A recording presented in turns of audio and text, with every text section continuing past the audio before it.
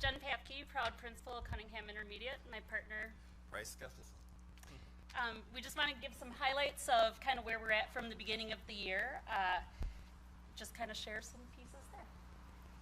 Very good. Well, not too long ago we met at Cunningham for the ribbon cutting, which we felt was a culminating moment of a lot of hard work for many individuals.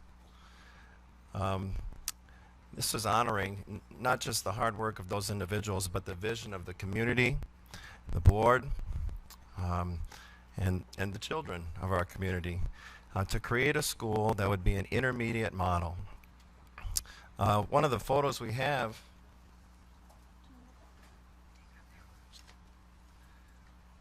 Jen's going to bring it around. It has a picture of all 67 staff members. Now that's a little bit more than what we have at Cunningham because in the picture we included the ABM staff. Can you imagine moving from your home right now? Think about all the things you would need, boxes, a truck to move it, and a bunch of friends. Well, now think about moving 25 classrooms for 67 people, and then all the books that go with all the kids. Sure, there were moments while we designed this process that we forgot a few things along the way, but that's pretty normal when you have a transition. It's what you do and how you react to those things along the way that makes you really good. So I'm very proud of not just the school district, but the staff in working through these challenging times of transitioning. They were up to the task, and the district responded when we had a need. They would fulfill the obligations to make our school whole. We're very proud of Cunningham. It's functioning every day. The process of things like lunch, going to lunch, how do you do that properly, and teaching the expectations is being managed every day and getting better and better. So in terms of teaching the expectations, many of you have heard me multiple times talk about PBIS, our positive behavior interventions and supports. And I want to focus on you hearing the word proud. Very often when you hear us talking about Cunningham, and we're not just proud of Cunningham, but we use proud as our rebranding as we went in. So PBIS is about having 3 to 5 positively stated expectations to the school, and we focused on proud for positive, respectful, ownership, united, and drive. So the things that are important for all of our students, all of our staff, and the community as they come into the building. You see that we gave our teachers blank documents with school-wide expectations, but we want them to personalize what the classroom expectations that sort of break down within that are. So some of the ways that we work with our PBS is to have a kickoff at the beginning of the year where lessons were given for the school-wide expectations. We continue with weekly lessons that are more driven by what are sort of the spikes we're seeing in discipline, what are some of the offenses or where are the things that those are happening. And then we've had some themes. So wrapping up Bullying Prevention Month, focusing this week on bullying, having an Orange Day with a hunger drive that we had, and then looking at Orange again today or Friday with bullying. We have lots of recognition for the students through Cab Cash, so they can get recognition Cab Cash from their teachers, turn it in for weekly drawings, quarterly drawings, things like that. And we'll be wrapping it up. Brice is going to talk a little bit more later about a quarterly assembly that's going to come up where one of our focus is about the first 2 items in the matrix, the proud matrix, the positive, and the respectful. And students will be recognized for really standing out in those areas. All right. Nice job, Jen. All right, so we have a ton of activities. I think my favorite and Jen's favorite photo in this picture is the combined picture of the McNeil and Cunningham athletes. A year ago, they were together on that field, playing with one another. Now they're together playing against. So that's one of the challenges is, you're leaving your friends at McNeil to start a new school, and but it's a new beginning for each student. We have other activities that we're very proud of at Cunningham, and that would include our first football team ever, and it was a victory too, by the way. Not that anybody's counting. Very strong season. And this last week we had our first volleyball match at Cunningham. That was really cool, getting things set up for our first time. All right, other activities include softball and cross country so far this year. We have the CLC, or the Community Learning Center grant from the DPI, and that's a before and after school program. In the mornings, they focus on reading and math, and in the afternoons, they focus on STEM activities and enrichment. So far this year, I did some tabulating. In these programs, in the month of September, we had 1,605 additional hours of instruction for our students in the before school part. Oh, that was total for September. And in October, we had 2,870 hours of instruction when you count an hour for every kid that they've come. So that's over 4,475 hours that the CLC program has brought to Cunningham. That wasn't there a year ago, and thanks to the staff for the forward thinking of designing that grant and writing it last year. We have other activities. We also have a minority excellence liaison for our building.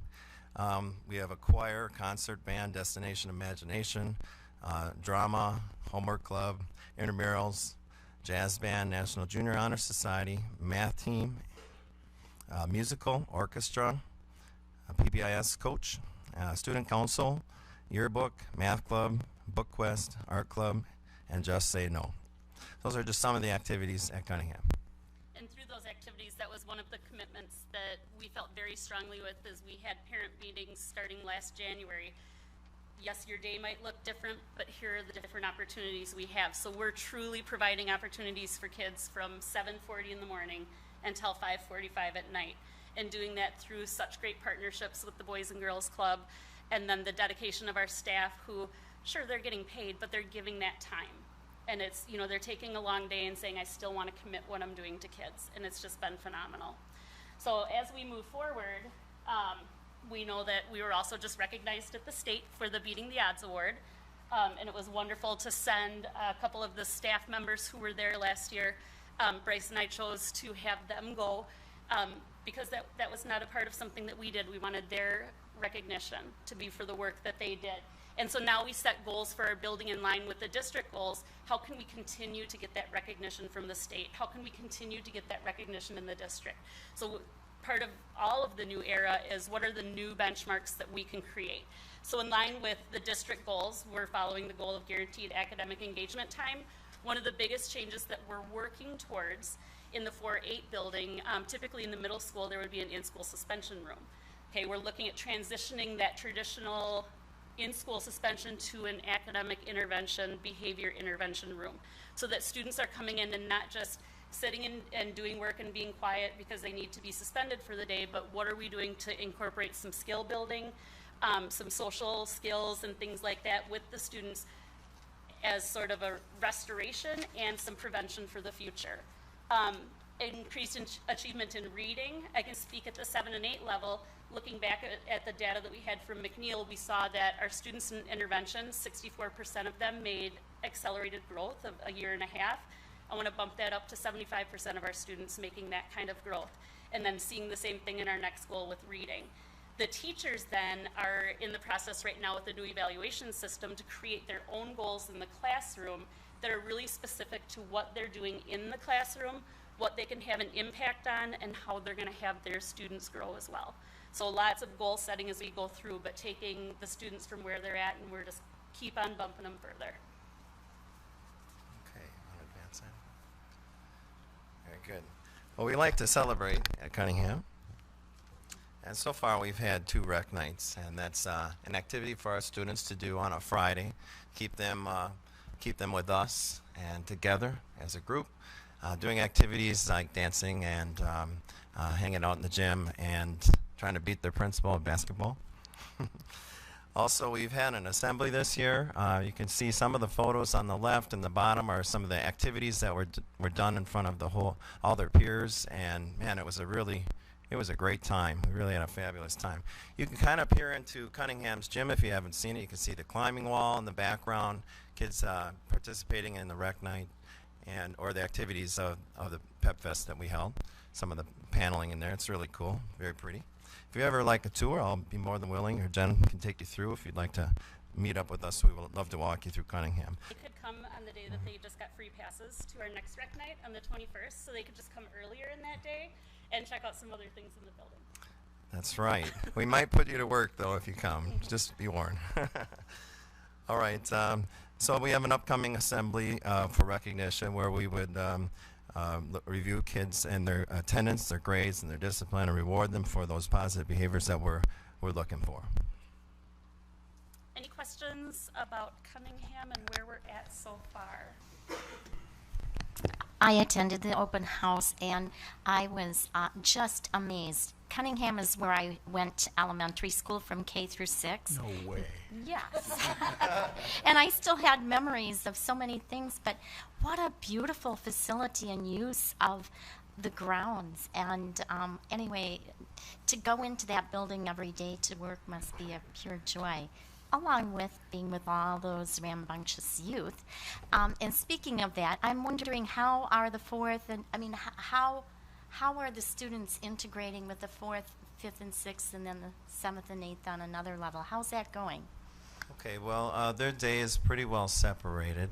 Mm-hmm. The fourth and fifth grade and sixth grade are in the older part of the building, and because their body shape and size is typically smaller, and so the bigger kids are in the newer classrooms are a little bit larger.